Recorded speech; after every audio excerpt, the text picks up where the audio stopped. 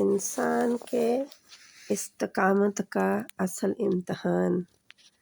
अल्लाह सुब्हानहू तआला सूरत फुस्सिलत में फरमाते हैं, इन्नल्लज़ीना क़ालू रब्बुनल्लाहु सुम्मा इस्तक़ामू ततनज़्ज़लु अलैहिमुल मलाइकतु अल्ला तख़ाफ़ू वला तहज़नू व अबशिरू बिल जन्नतिल्लती कुन्तुम तुअदून।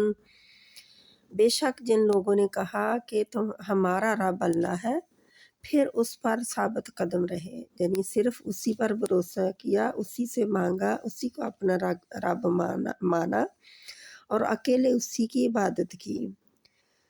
उन पर फरिश्ते नाज़िल होते हैं और कहते हैं, कौन कहते हैं? फरिश्ते, कि ना डरो और ना गम करो और उस जन्नत की खुशखबरी कबूल करो जिसका तुमसे वादा किया जाता था।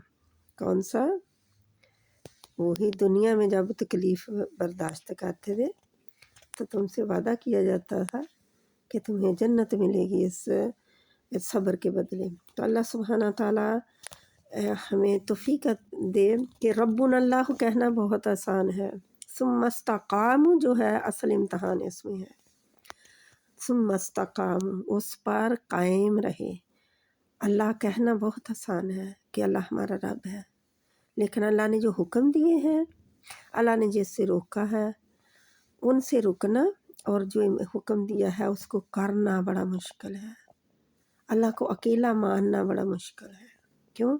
क्योंकि डिज़ायर सामने आते हैं, ख्वाहिशात सामने आती हैं, दुनिया, माशरा, रिश्तेदार, बच्चे, अज़वाज सारे एक दूसरे के यानी कि सामने जब आते हैं तो इम्तहान शुरू हो जाता है इंसान का कि किस तरह साबित कदम रहता है अल्लाह ताला को रब कहने में, किस तरह साबित कदम रहता है। अल्लाह ताला हमें तौफ़ीक़ दे, साबित कदमी अता फ़रमाए और हमें हर इम्तहान में अल्लाह ताला कामयाब करे।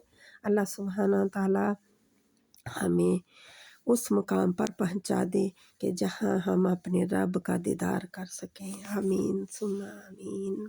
और वो सिर्फ़ और सिर्फ जन्नत है, जन्नत के अलावा कोई और मुकाम नहीं जहाँ अल्लाह का दीदार होगा।